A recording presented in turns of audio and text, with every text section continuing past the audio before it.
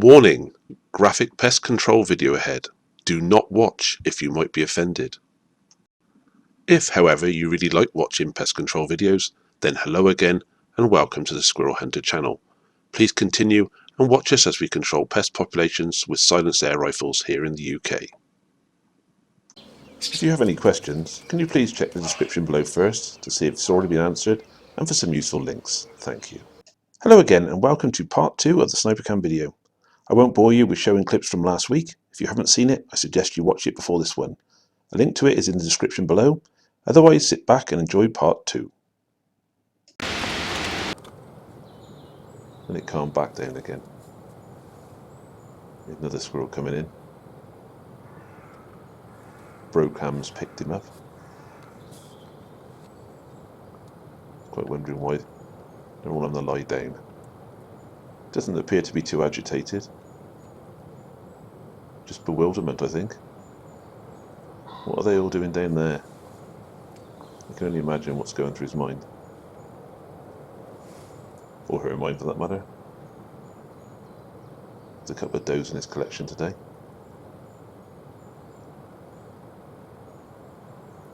Quite a cautious approach.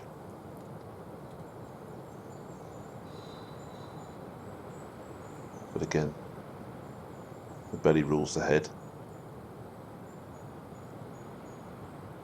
That's a tempter. Best to wait for that though, eh?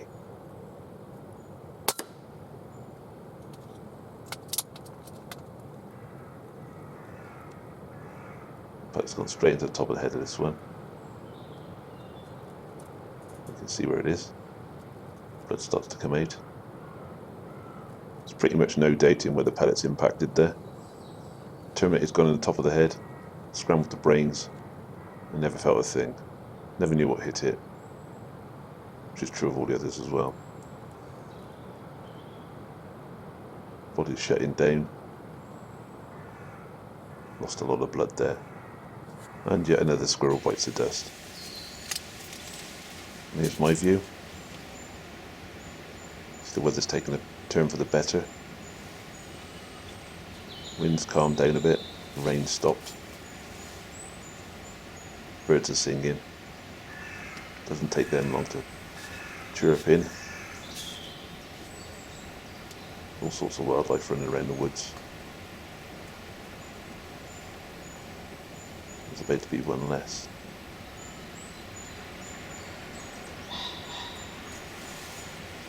I'm not even attempting to get the crosshairs on his head. Just happy to have him in focus. I managed to set out the focus on this thing now. Definitely in my eyes. Should wear my glasses really. A good camera picture. I'm expecting him to come around the corner. He's decided he's coming for some food. Hedging my bets, he's going to move forward a bit here. He's still in shot. I'm ready to take the shot as soon as it presents itself. Just like that. Straight to the top of the head. And that angle, pellet's pretty much going to go down the neck. And the blood just rushes out. System's under pressure. I've stuck a hole in it. So it should be no surprise.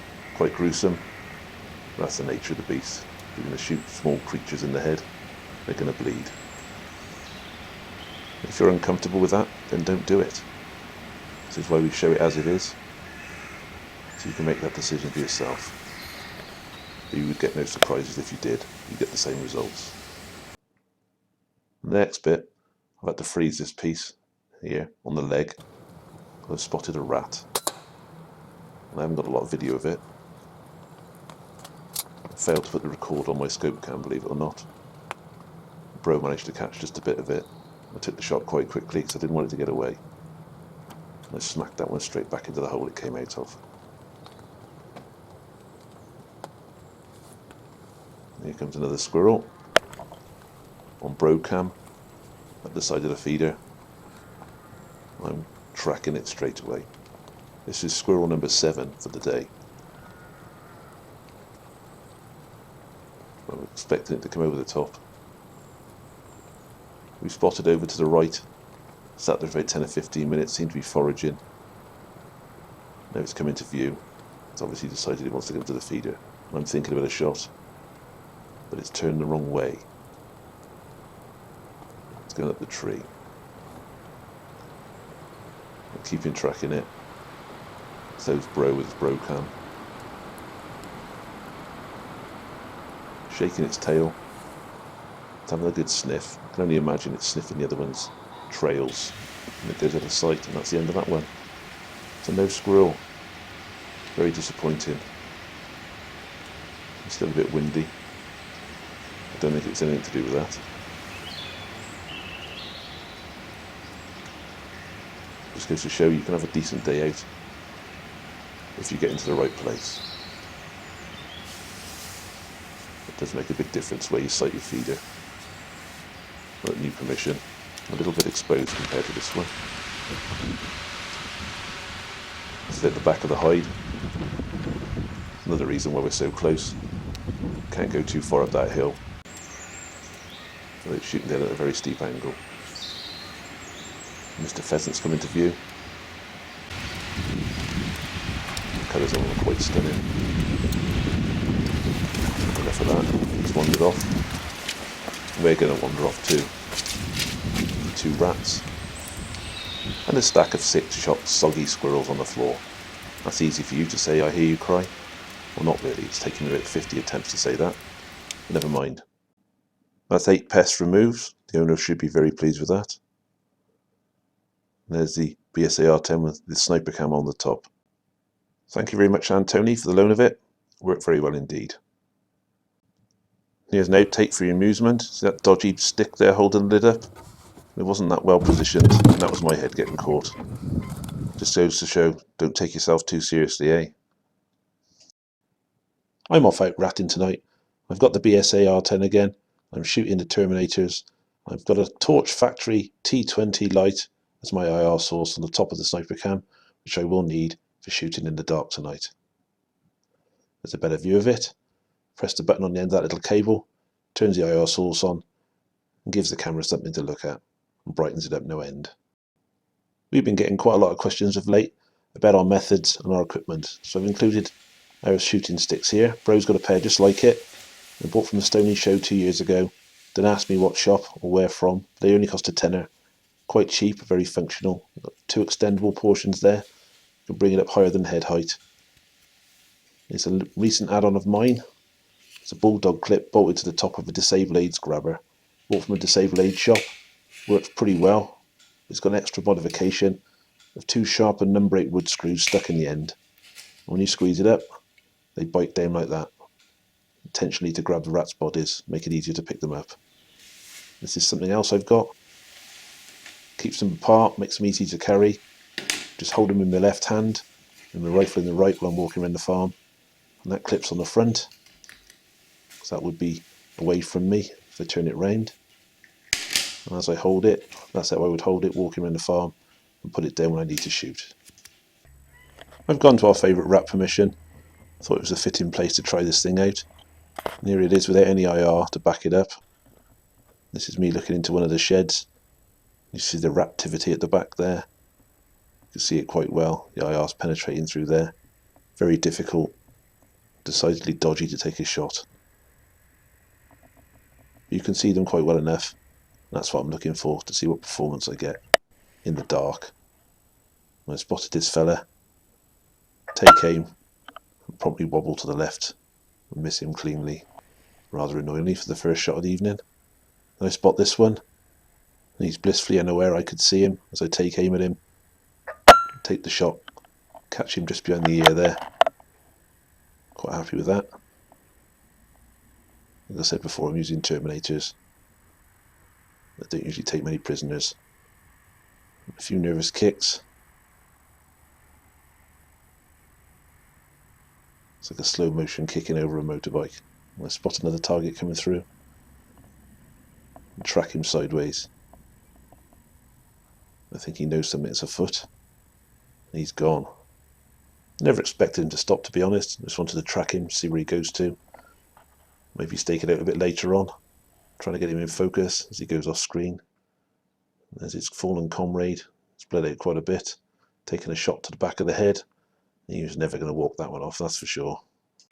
Just walked into the duck pond area. Spot this fella. Try and draw a bead on him. There he is.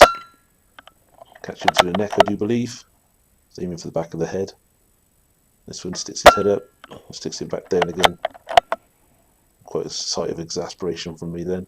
Thought I had a doubler. Quick look around for another likely candidate.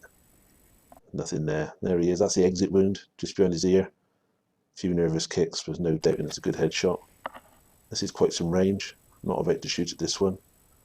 Turn the IR right up. It's the other side of the field. That is the original rat run.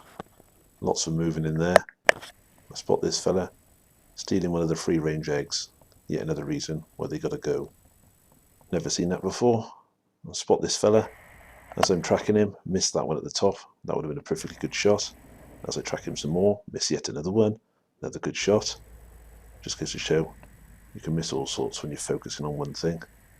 I never get a shot at him at all. As I pan back, I still miss them too. I spot another one. This is more like it. Good headshot. A few kicks. Quite happy with that. And looks like the other two are scarpered. Well, I didn't even know they were there at the time. I'll set off that. There he is. Didn't get very far at all, did he? He was down by the bonfire. It's a small rat. Means he must be breeding. That won't get any further.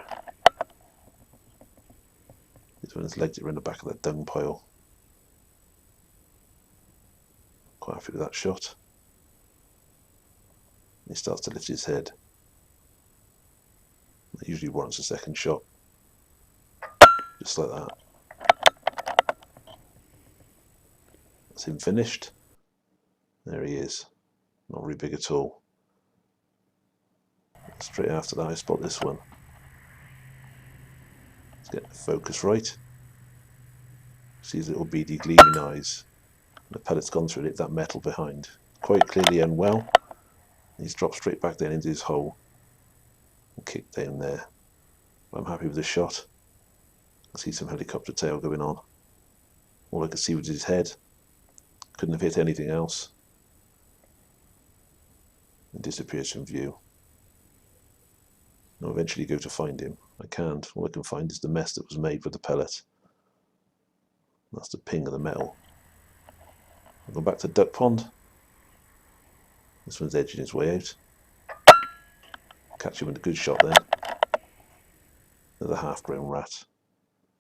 Which just goes to show they're breeding, which isn't very good news for the owner. There's the ones I picked up. 5 out of the 6 I shot before I called time on this nighttime test of the Snipercam. If you watched last week's episode, you would have seen me take 2 rats whilst out squirrel shooting in broad daylight on a particularly awful day. Lots of rain, lots of wind. So I've come back, test out the Snipercam in darkness. I've come out early enough to make sure I get set up in the hope I might get a squirrel or maybe a late evening rat. It's a beautiful day, all things considered. It's April 2015. This is where our feeder is. I'll make my way up. It's only a short walk. Driven up to the gate, park my car, a short walk then to the feeder. I fully intend to get in the hide and sit there well into the darkness and try and pick up on some rats. This particular hide is in a pine plantation on the side of the hill. You can't go any further back really without going up the hill. It starts to get steep then. Makes it quite difficult. So a slight downhill slope to the feeder about 15 yards away. A bit of fencing around there. Stop the odd bit of livestock used to get into this wood.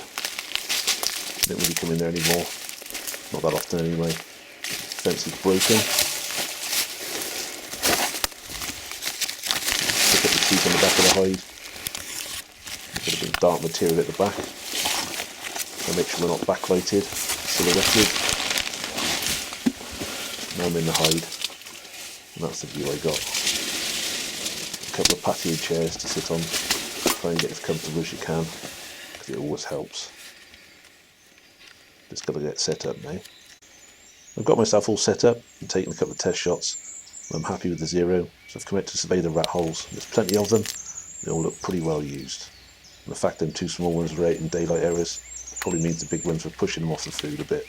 You look at this ledge, a lot of these grains chewed down to little stumps. We think that's to do with rat activity, maybe some squirrel activity as well.